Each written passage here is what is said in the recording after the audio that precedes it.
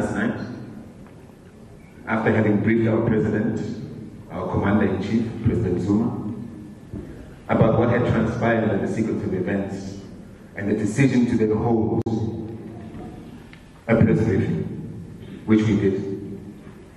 At that point, we highlighted a number of issues, which I've just touched on. And we stated at that point in time that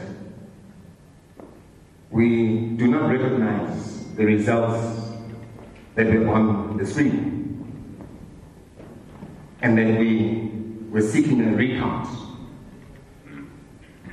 of the voting process and the actual votes, because the numbers, according to us, did not tally.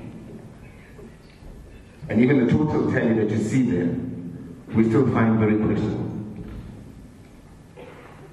We mentioned that we would revert with evidence pertaining to exactly what it is that we had picked up in the form of evidence, and that we would share it accordingly.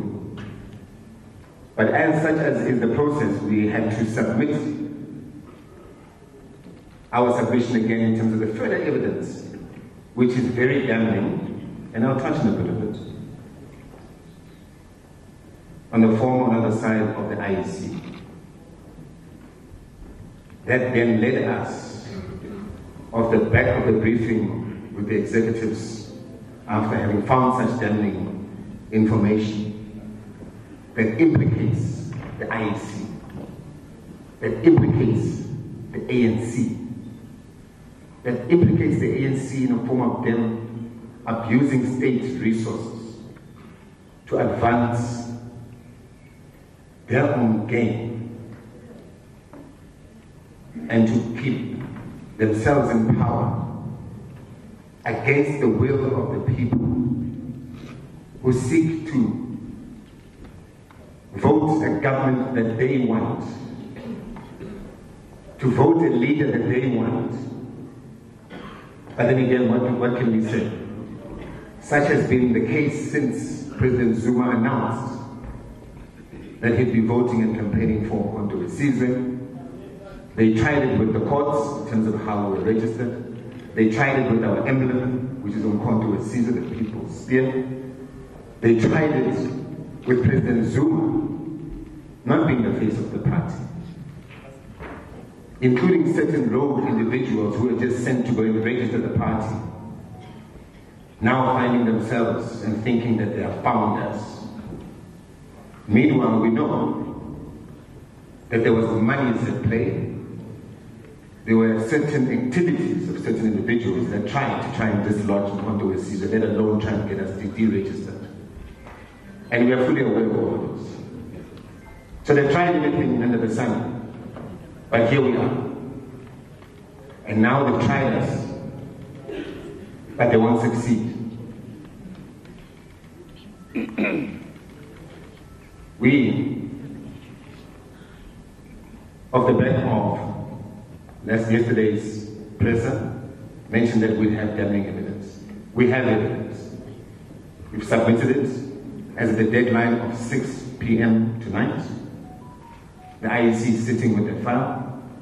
We have tape recordings of individuals speaking about this IT system.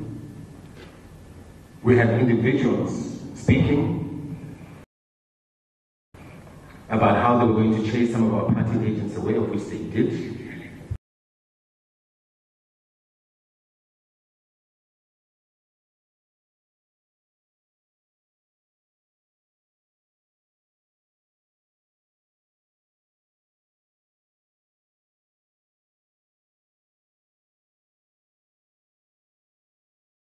Before even the counting had closed, we have confirmation that the ANC, through COPTA in KZN, funded party agents, more so employees of the IEC, who had oversight over this process, funded them to bring their spouses, and the same members of the representatives of the IEC that were appointed by the IEC are members of the municipality of eThekwini who are ANC employees. So there's a whole lot more, because this goes very deep. This rabbit hole goes very deep. There are IT companies that interfered, in as much as when we had a session with the CEO, he mentioned that the screen had just gone off. I've got an IT training, I've got IT background. You can't fool us. We know exactly what was happening, and the audit that we now received confirms it in the form of a report. That there is an entity, which is the form of an IT entity, that was appointed, based in Cape Town, that interfered during that 2-hour period. And we can confirm it. We have the evidence that they were rigging the system. And we will not accept that the plans of the people will be compromised by individuals who have got an agenda to keep us impoverished, to stop us from liberating our people, to stop black organizations from forming and coming together to liberate their people, because they believe that they own this country, they own us. We've always said that this is a spiritual process. Owning us has now come to an end. And this is what ukubalwa is. We don't have a manifesto, we have a people's mandate. And this is a manifestation of exactly that. That's why they have not been able to win at every single corner that they've tried us. So with all of that I've mentioned, I'd like to announce the following. We're engaging with our legal team, and off the back of the advice and the insights that we're getting from our legal team, they have stated that we should, and we are, contemplating a revote. So it's no longer a recount. We want a total revote, is one thing that we're contemplating, of which is a decision that we will still communicate accordingly. The other point of the back of these translations and how serious these issues are, we are going to request for a commission of inquiry into this process, into these elections, in order for us to actually get down to the bottom of exactly what transpired. And we're going to push for that. Gone are the days when people are going to rig the future of the downtrodden children of this country. It won't happen. It stops now. And it stops to ukubalwa. It stops to President Zuma, who will not tolerate it any further. With that, I thank you. If there's any questions, I'll leave it at that, and then we can go around the room with the necessary questions that you have. I will field the questions with my colleague, the DSG, Mozi Jingina, who's the head of elections as well. Okay. So shall we start on the left? I think the lady. How would you prefer we do this, Mozi? DSG. There should be a roving mic, sir. Which one? This one. Oh, okay. Oh, there. Oh, there. Yeah, it works. No, the president does not just sit down in the mic. My name is Sophie Mukwena from the SABC. Mr. President, former President Jacob Zuma, when Kenya elections were problematic. The observers then, and there were two former presidents, your predecessor and the president of Ghana, advised Raila Odinga to follow the legal process, and he did that, and the Supreme Court in Kenya ruled that there must be a rerun. Are you going to follow the legal process as you are aggrieved?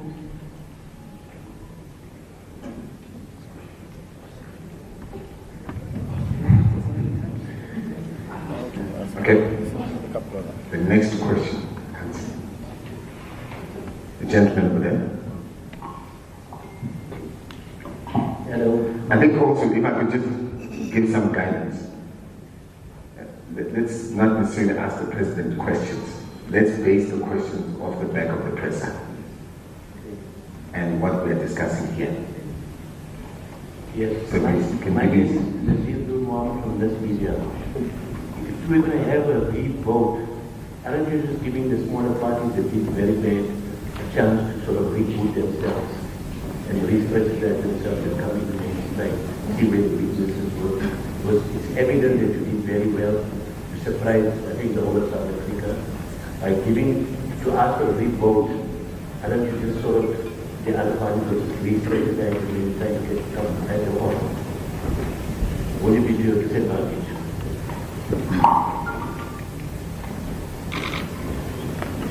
Okay. Shall we maybe take 5 questions and then we will respond accordingly? Yes, I'm coming. You can go ahead. Where's the mic? Yes or no?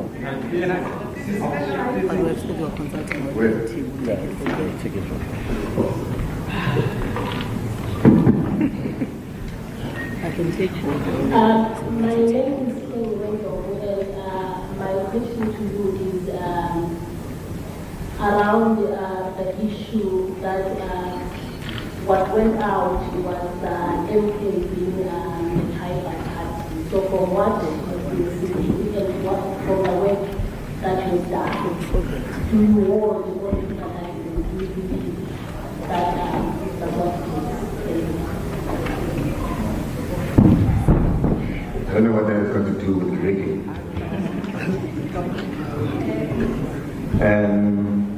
Zianda? Thank you very much. It's Zianda Momo from Eastern Africa. If you're able to at this stage indicate what kind of evidence you have to prove that during that 2-hour lapse there was evidence, even if it's just at a preliminary level. And then also, if you're saying you're calling for a complete recount, where is the MK party paying itself? Because you've already achieved 32 million votes. Thank you.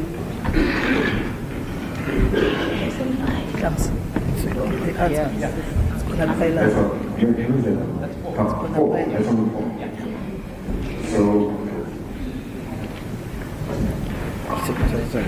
Senator Glenn from Bloomberg News. Could we just get clarity on this recount? Would it just be for KwaZulu-Natal or for the entire country? And also, how long are you giving your lawyers to give you that opinion? Obviously, we've got a deadline that the IEC is working with in terms of the outcome of those results. Would you be looking to interdict the announcement of the official results as well? Thank you very much. Okay. Let me just touch, I'll respond to some of those and then I'll hand over to my colleague. Firstly, it's a rerun. So not necessarily whole country. Okay? And where do we see ourselves? We've always said that we're coming into this to win it, not to engage in coalitions. We've always said we want to choose the majority. Because in order for us to effect organic change, we need to change this constitution. It's a fact. It can't be controlled by Roman Dutch laws. So, that's as it pertains to your question there. I'm not going to touch on the tribalism issue. Other than to say, when Mbeki was president of the ANC and he was voted, got a majority of his votes from that 2/3, it came from Eastern Cape. Was the ANC ever labeled a closer party? the majority of that vote also came from KZN, was the ANC, they were the Zulu party, was the tribalist party. So, people just try and sow divisions and bring about tribalism themselves, which is very dangerous. And we should shy away from that, because Umkhonto Wesizwe is not a tribalist party, and also it actually undermines the people that wanted to vote for it. Doesn't mean just because you're Zulu and you like Umkhonto Wesizwe, you're tribalist. What is it? And why are we having these kind of conversations in this day and age, when we should be focusing on actually transforming ourselves as a people?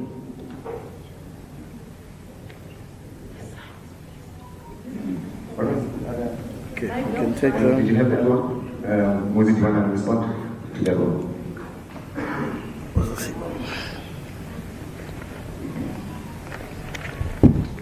Is this mic on? Yeah.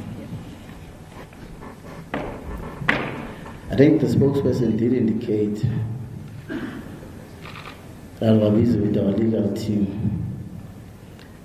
and as soon as that process is concluded, we will communicate what then becomes the position of the party moving forward. But we've communicated that indeed we contemplate advocating for Herrera. That is very clear, and I think that you'd understand it becomes a legal process on its own. But in relation to small parties, Umkhonto Wesizwe Party is a movement that seeks to liberate even smaller parties from the tentacles of colonialism and corruption. It is indeed going to give them an opportunity to reorganize as well, because Umkhonto Wesizwe, when the president made an announcement on the 16th of December, he indicated the importance of African and black unity, that progressive black parties ought to unite. So it gives those progressive black parties an opportunity and also a bigger voice to raise dissatisfactions that they may not have had an opportunity to raise. So Umkhonto Wesizwe is according them that platform to also have a bigger brother that is advocating on their behalf.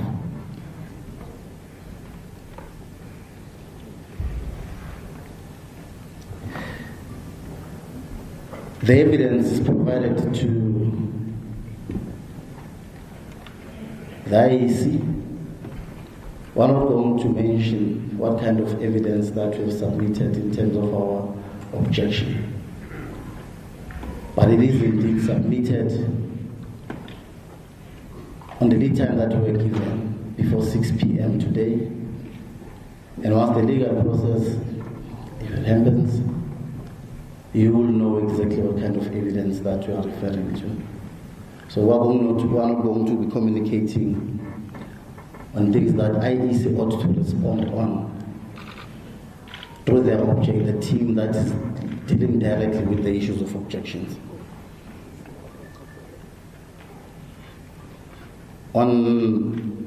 Of course, this matter of tribalism, I think it's misplaced for this session. We're not going to entertain it, and we're not interested to respond on that one. IEC cannot dictate terms. IEC ought to be an institution that serves the interests of the people of this country. Whatever timeline that we have, they have the resources of the state to make sure that they run a process that's independent, transparent, accountable, and satisfactory to the citizens of this republic. If all of us are dissatisfied and not happy by the manner in which they've conducted this process that brought so much discontent, IEC cannot dictate the timelines. They ought to respect the will of the people. The very founding principles in the Constitution and the Freedom Charter, it says, and I will just cite an extract that no government can justly claim authority unless it is based on the will of the people. So if you are infringing on the very founding principles of the democratic republic of this country, there are no timelines that are going to be considered. You ought to follow a process that will support and assist in growing and developing this country. Thank you.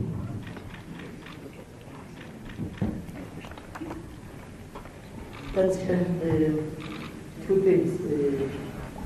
The first one is from Zianda about the IT system. Yesterday when we picked up the information about the interference with the IT system, it is us who went to the IEC to raise the interference instead of them being proactive to tell us that there is an interference with the IT system. So that's the first thing. But we then engaged them into a meeting where they told us that it is the protection, not the actual system.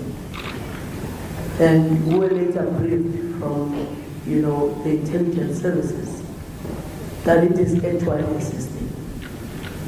Yesterday we gave them a report, and advised them that the matter is already served with the security systems, the security services of the country that are monitoring these elections. And we advised them to follow that matter up. And they told us that they don't have any information in that regard. Only to find later that actually they knew. We then gave them a responsibility to actually come back and report to us after they found evidence to that effect. They haven't responded till now. Now we are continuously doing that work because we now know the interference took the whole of 2 hours. Now they haven't given us the response of the meeting they had with the security services and the report they got thereof. But secondly, to follow on that, we got an information that 2 gentlemen were picked up by the police on the allegation that they interfered with the very same system. And we wanted to know the information.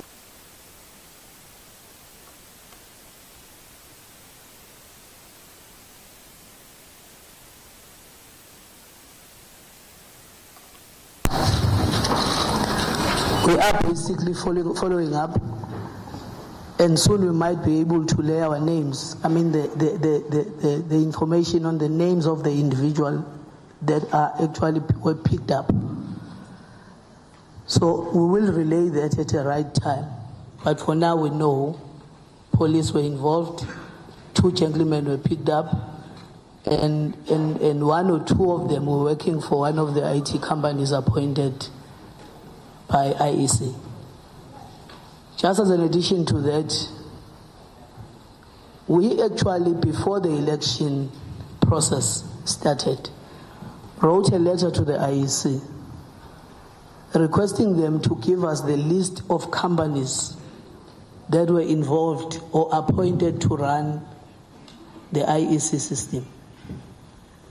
And they never responded to us into that effect.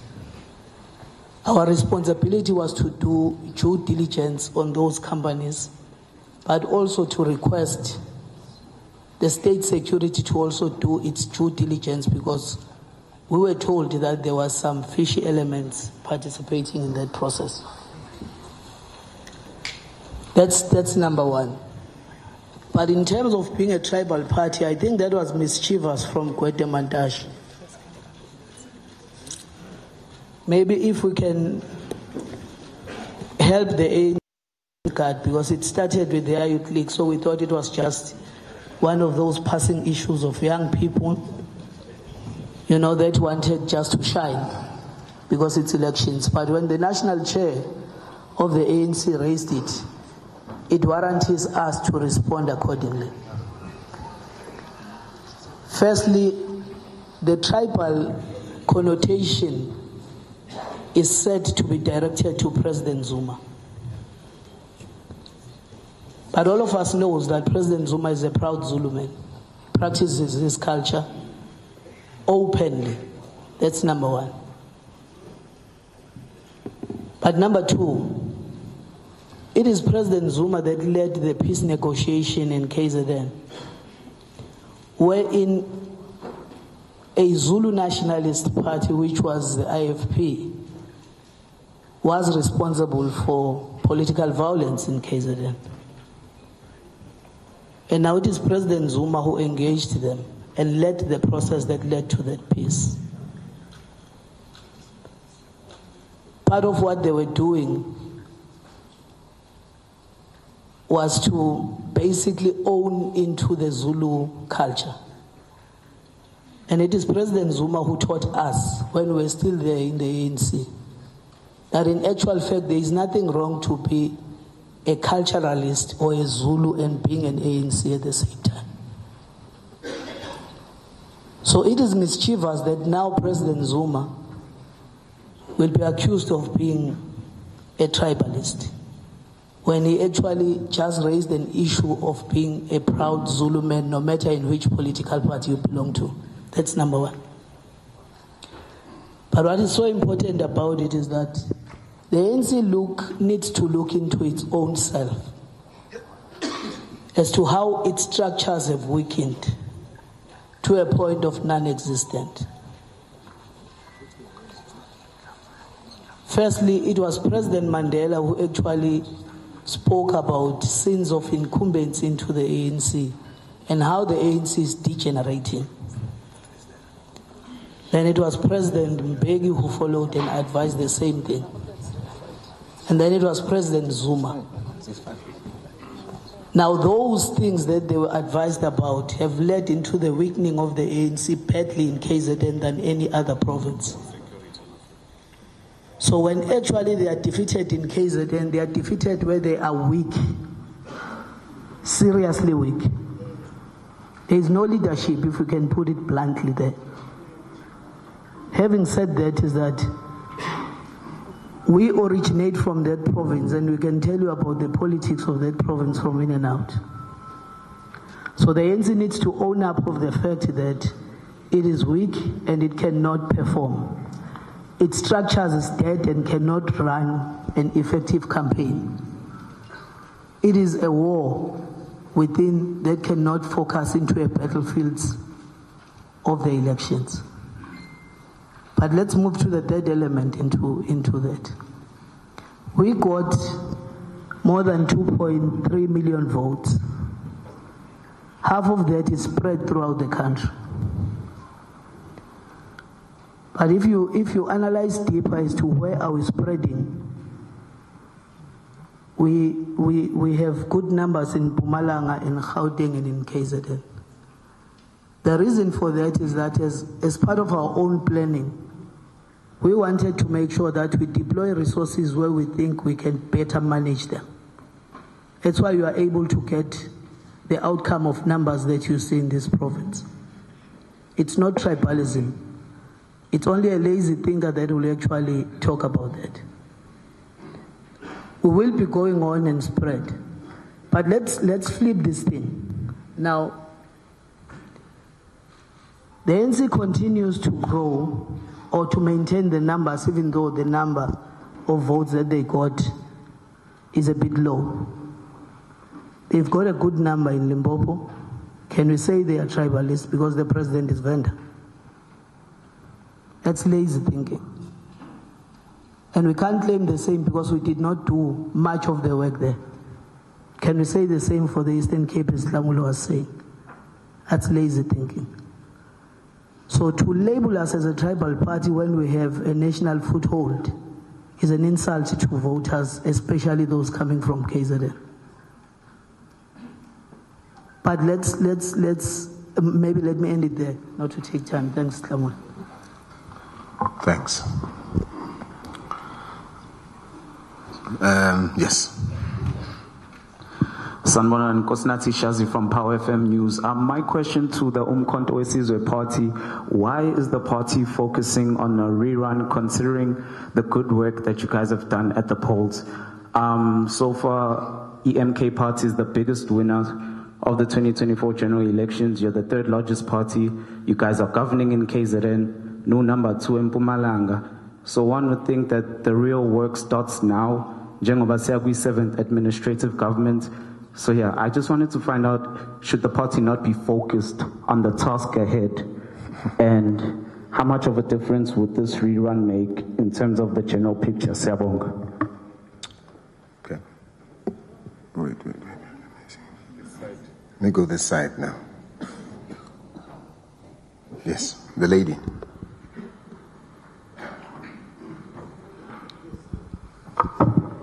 Bikanyo Malipi, MDN TV. I just want to check Nkamulo regarding the rerun, because in one of, I don't know whether to call it a rally or a meeting, one of your members said, if you guys don't get a 2/3, you're going to turn this country into a chaos. Is it another strategy of turning the country into chaos? Thank you.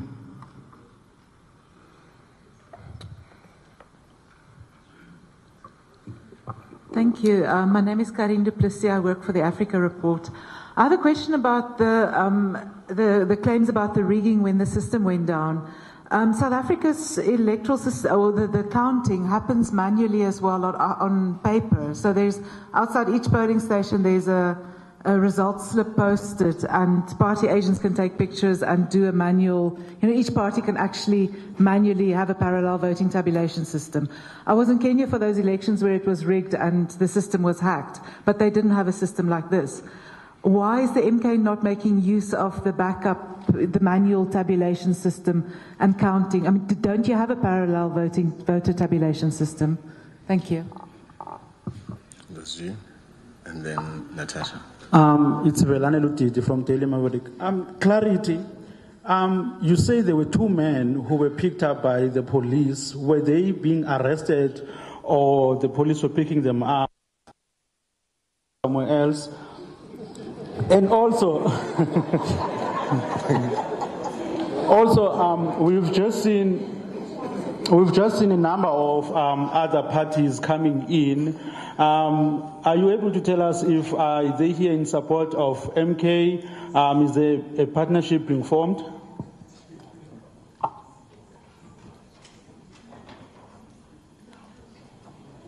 Okay.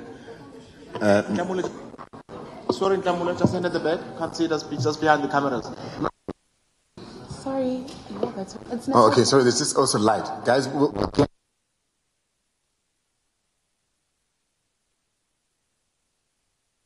It's Natasha Puri here from SABC News. A recount, what will happen, and then for in regards to the of the parties, I can see.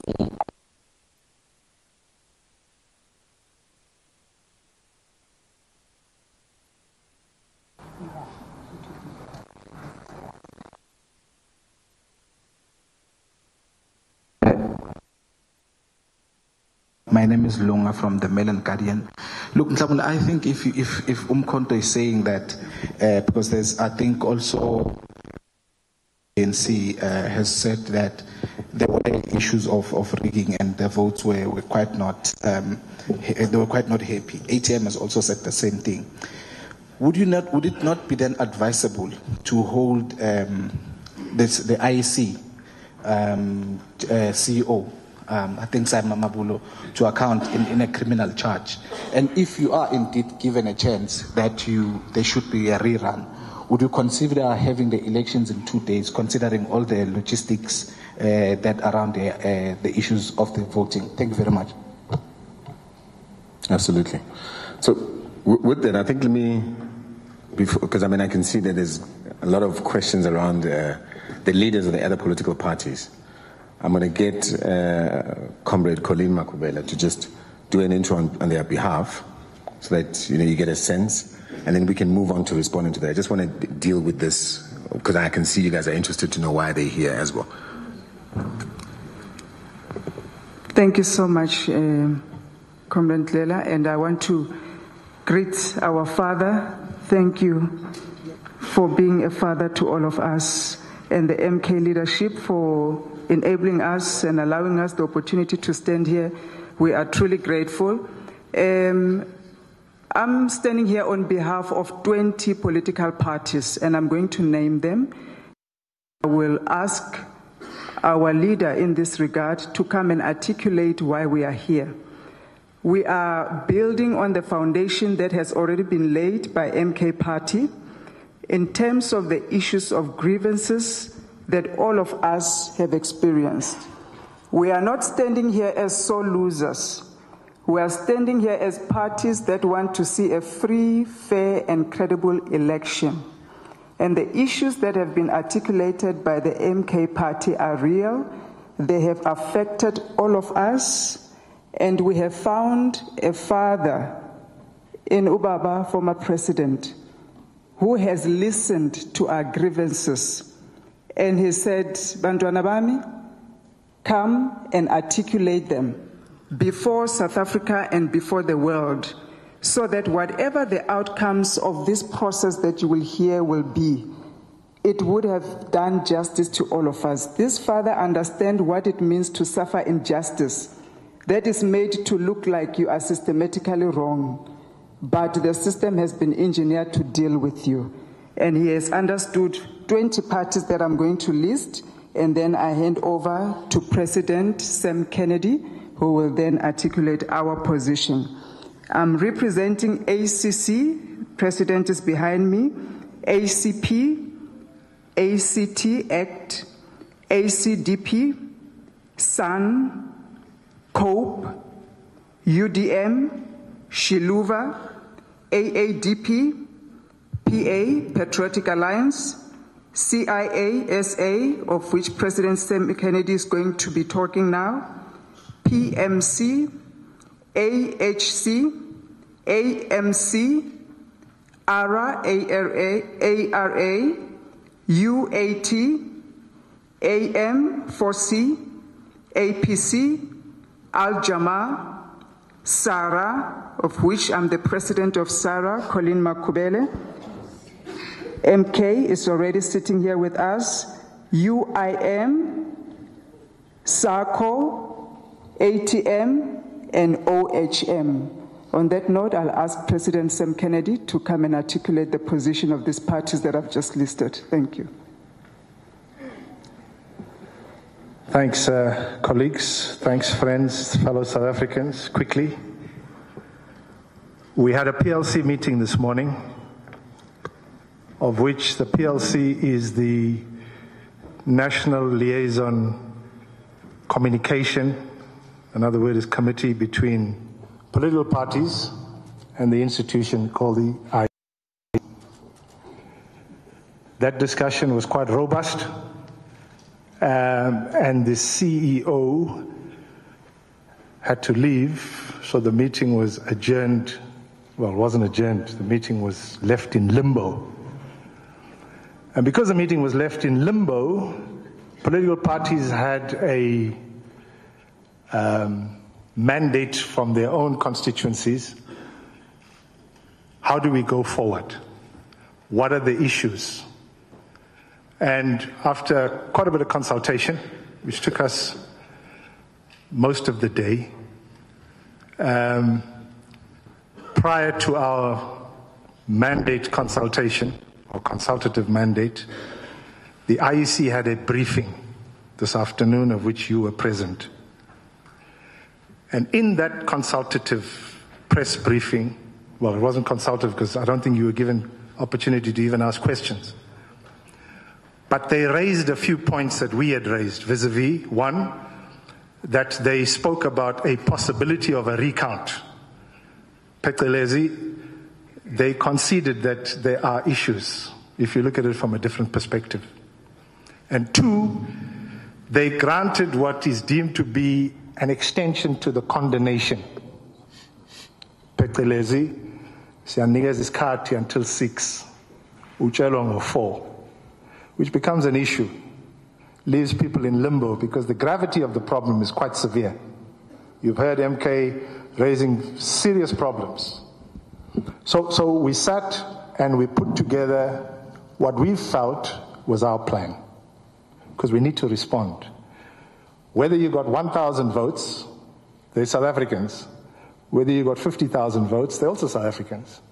We have a moral, constitutional obligation to respond on behalf of the people who voted for all these parties here. The issue of voting is nothing to do at this juncture with winners and losers. The issue is to do with what is right. And so we took the appropriate action. And you'll get a copy of this letter. It's as follows. And it's been sent to Simon Mabolo. It was sent to him probably 1.5 hours ago. It says, "Dear sir, 2024 national and provincial election. The above refers. We act for and on behalf of the following political parties as articulated by Colleen Makubele, my colleague who's the president of SARA. 2, we have been instructed by our clients to direct the following correspondence to your office pursuant to the national PLC meeting held at Gallagher Estate on the even date."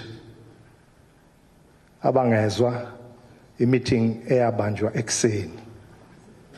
Funa ukuthi sibe clear, so there's no misunderstanding. Further, the press announcement of the IEC earlier today with regards to the condonation meaning you had to have your objections in last night. They agreed to give us an extension until 6 o'clock today.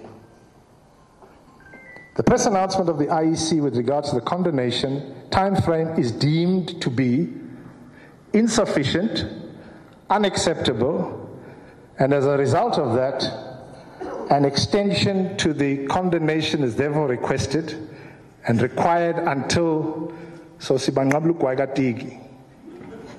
they have until 22 hours 30 namhlanje to respond. For parties to prepare and submit the voluminous of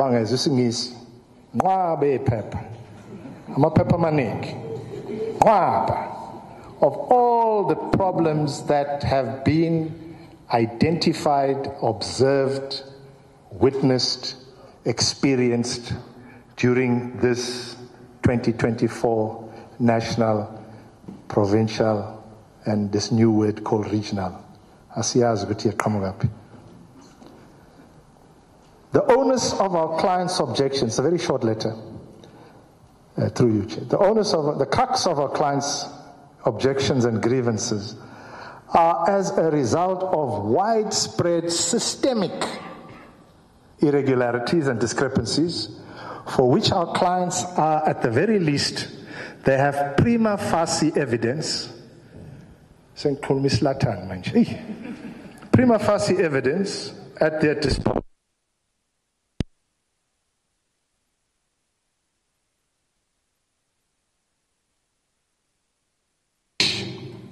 Irregularities and discrepancies have breached our clients' constitutional rights to a free and fair election. Our clients are of the view, very strong view, that it is appropriate and reasonable to, 1, extend the time frame for the condonation so that we are able to submit the requisite issues that have been experienced at voting stations, voting districts, and so forth.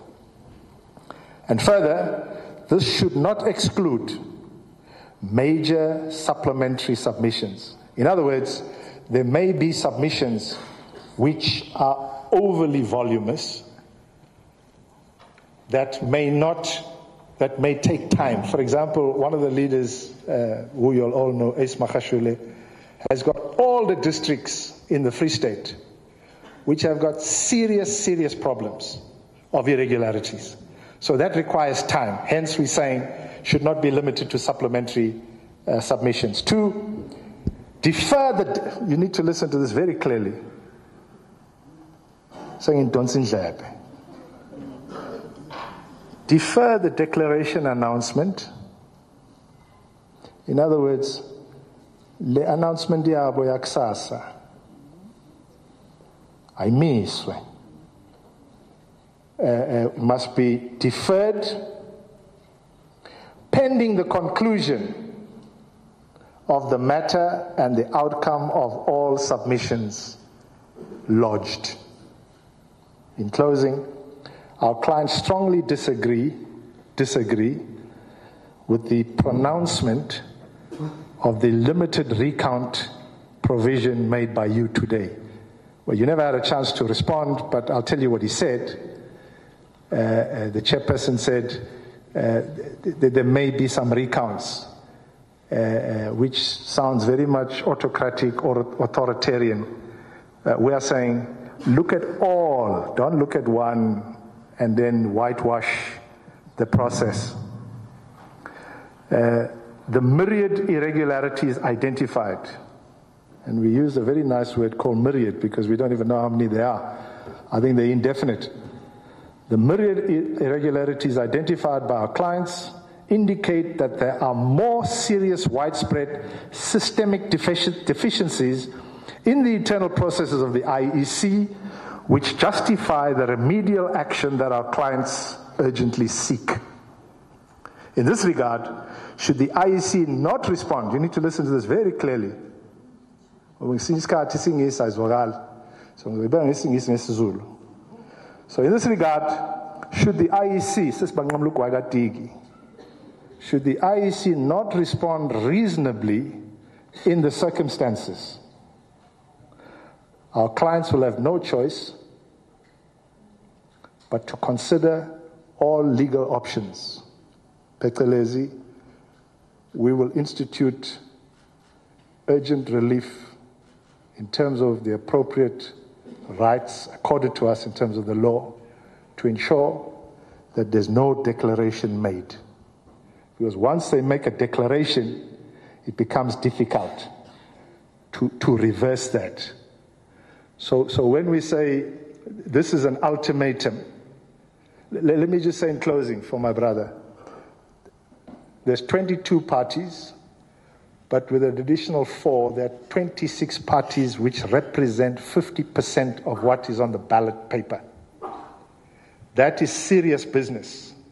We've been compromised and it needs to be dealt with. Thank you. Thank you for that.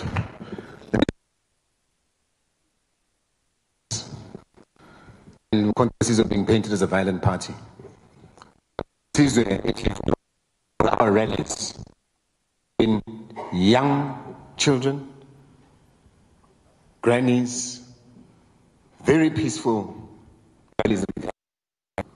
So to try and paint us with a brush of violence and make it seem as if we are a leadership that or an organization that represents such is a total misconception, and we condemn that. We've never heard anyone mention the fact that we've had close to 12 murdered members of ours. You media don't cover it. You don't mention people who want to see change and who want to associate themselves with the party being murdered. You never report on that. You never report on the fact that, by the way, just last night, we lost 2 members who were murdered. But yet you want to paint us with a brush of violence. What narrative are you trying to drive?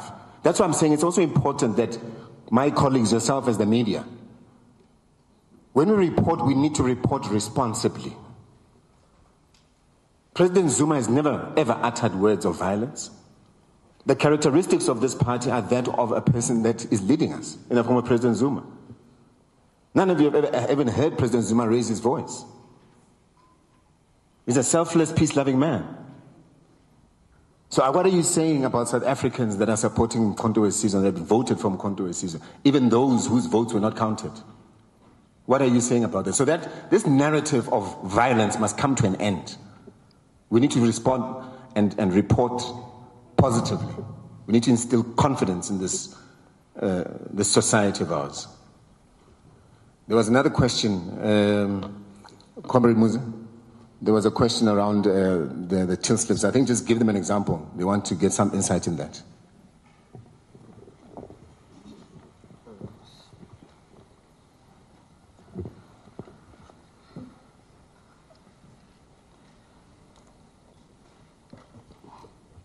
So there's a question on, there is a manual and an electronic counting.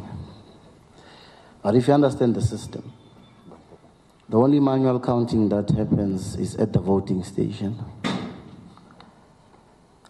And once the result slip leaves the voting station, it goes to the regional election center where it's captured into the system, where no party representation was allowed to oversee the process of capturing. And that's where most discrepancies, acts of corruption, and criminality took place. So suggesting that there are mechanisms or integration of two processes that ought to bring about credibility is extremely misplaced. That the only process or phase where there is representation of party agents is the physical counting at a voting station. Thereafter, IEC takes over. As to whether we're going to criminally charge the CEO of IEC, that will be determined by the process that we are on. We are not going to make any determination now, but if the process that we are on suggests that grave misconduct and criminal activities did indeed take place, we still have confidence in our law enforcement agencies to do the right thing. And the parties that are gathered here will also make it a point that people are brought to book so that we cleanse the corrupt system of the country that has been presided over by a period of 30 years, marginalizing individuals and parties that would have wanted to contribute positively in changing the material conditions of the people of this country is stopped. So we will make it a point that happens. I think other questions is that we didn't enter or decide to contest elections to celebrate any victory. It was to our consciousness and pain, given the indignity and the conditions of black people of this country, that we had to take a stand and contest elections to liberate them completely. So we were not going to celebrate 2 odd millions of votes while other parties remain marginalized, while other individuals of this country did not have an opportunity to exercise their democratic right in determining the type of government they want for themselves and for the future of this country. So we're not going to sit back and celebrate 2 odd millions of votes while we regard ourselves as activists, because as activists we will always stand against any form of injustice. Wherever we see injustice attempting to germinate, we will step up and make it a point that it doesn't find any form of traction. Thanks, John. Amaqembu asho ngazwi linye angaphezulu kuka-20 amisa ukuphuma kwempumela yokuvota kusasa.